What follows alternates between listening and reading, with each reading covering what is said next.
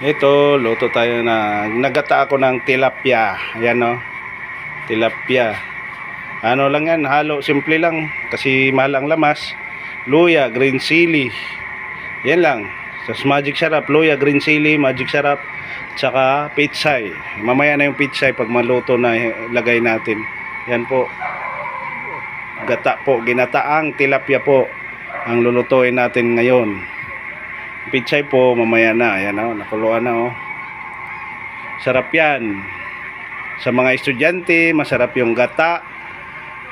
Yan, ang gata kasi isa din yan na naghuhugas sa ating katawan, sa mga lason, mga ano ng lason sa katawan natin, mga alak, nahugasan din yan. Yan po, ginataang tilapia. Ayan, paluto na po siya. Lutuin lang yung dahon. Yan, okay na siya. Luto na. Ready to hapunan. Ginataang tilapia.